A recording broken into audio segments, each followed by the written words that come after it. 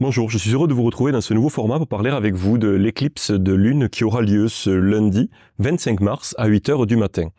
Alors, ce que nous allons faire, j'ai pris quelques notes ici pour m'aider, j'espère que ce ne sera pas trop de la lecture, mais j'aimerais faire cette vidéo justement pour vous parler des influences importantes de la pleine lune de lundi, tout particulièrement parce qu'en réalité, il s'agira d'une éclipse de lune. C'est-à-dire qu'à ce moment-là, en fait, les nœuds lunaires seront particulièrement proches des luminaires, lune et soleil, ce qui donnera lieu donc au fait que la lune entre pleinement dans l'ombre de la Terre, projetée par le soleil sur la Terre et ensuite sur la lune, pour donner lieu à une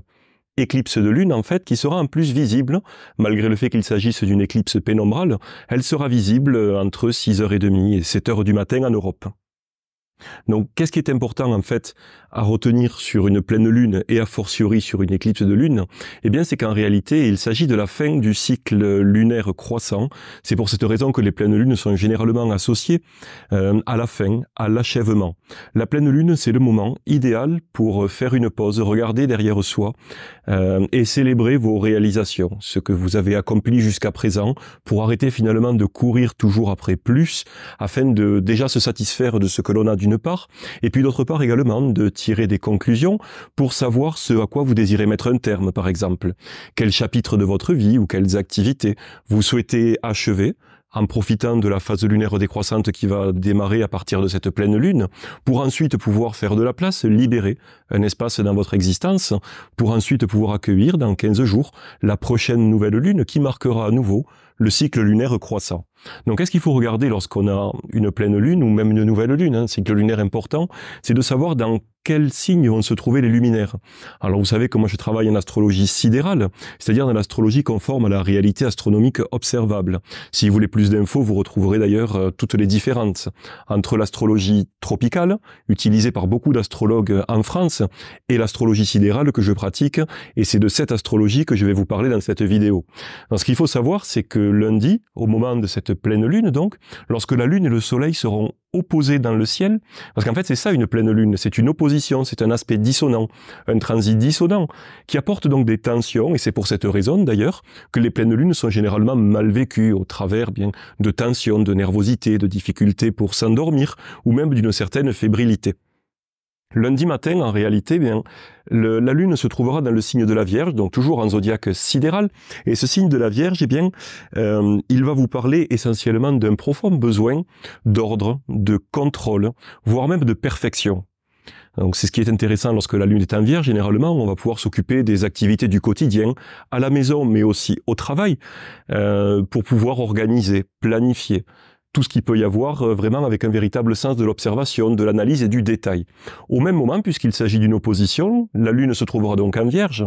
et le Soleil va se trouver dans le signe opposé, à savoir le signe des Poissons. Toujours en zodiaque sidéral, bien sûr. Le signe des Poissons, eh bien, c'est quelque chose qui va développer, surtout lorsque le Soleil s'y trouve,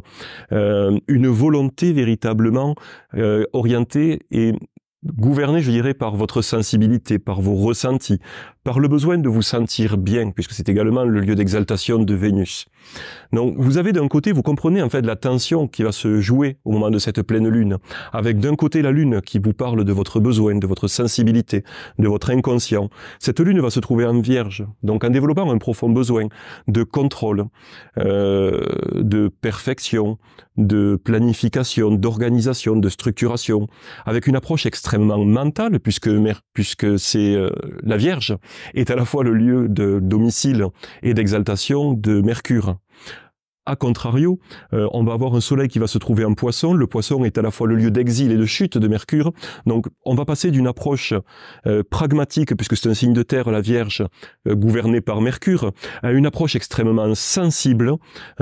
qui va reposer plutôt sur ce que vous ressentez, sur vos émotions, sur votre intuition, sur votre imagination, votre créativité, puisque le signe des Poissons, il est gouverné par Jupiter, mais également par Neptune, en domicile secondaire, et c'est le lieu de chute et l'exil de Mercure, donc à ce moment-là, le mental, le sens de l'analyse, de la réflexion, sont vraiment relégués au second plan, au profit justement de vos émotions. Donc vous comprenez vraiment l'intérêt de décortiquer un petit peu cette pleine lune, et de comprendre cette opposition avec le besoin de contrôle d'un côté, et de notre côté, eh bien, le besoin de vivre conformément à ce que vous ressentez, au plus profond de vous-même. C'est ça qui est important, en fait, de comprendre au moment de cette pleine lune. Bien sûr, vous pourrez ressentir un certain nombre de tensions. Et les fleurs de bac, par exemple, pourront vous intéresser. Par exemple, si vous ressentez une concentration excessive sur le sens du détail, par exemple, qui vous fait perdre de vue à ce moment-là la vision globale de ce que vous faites, de vos pensées, de vos projets. Eh bien, dans ce cas-là, la fleur de bac crabapple sera particulièrement intéressante. Au contraire, si au travers du besoin de contrôle, vous ressentez comme un assèchement ou un petit peu, vous vous sentez cadenassé, enfermé un petit peu dans vos structures, eh bien dans ce cas-là, ce sera plutôt la fleur de bac Rockwater qui va vous aider à apporter plus de fluidité, plus de souplesse et finalement plus d'adaptabilité pour véritablement pouvoir vivre ce transit du soleil dans le signe des poissons qui vous incite donc au final à vous reconnecter à ce qui se trouve au plus profond de vous-même, à vos rêves, à vos idéaux, à ce qui vous fait véritablement vibrer, comme je vous disais, de manière à pouvoir aligner un petit peu plus votre existence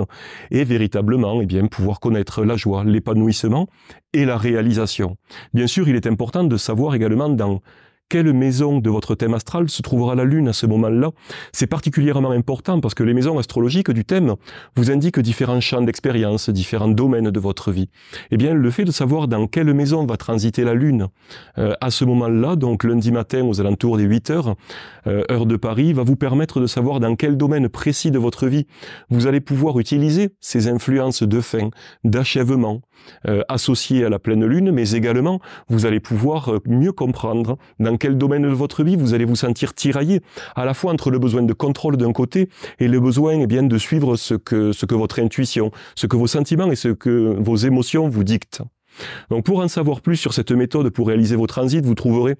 sur ma chaîne YouTube une vidéo dans laquelle je vous montre pas à pas comment procéder. De même, si vous voulez aller sur mon site alexandrejohan.com, vous retrouverez également une formation dans laquelle je vous donne tous les textes d'interprétation qui vous aideront à réaliser cette analyse précise pour vous-même, pour vos proches et pour vos amis.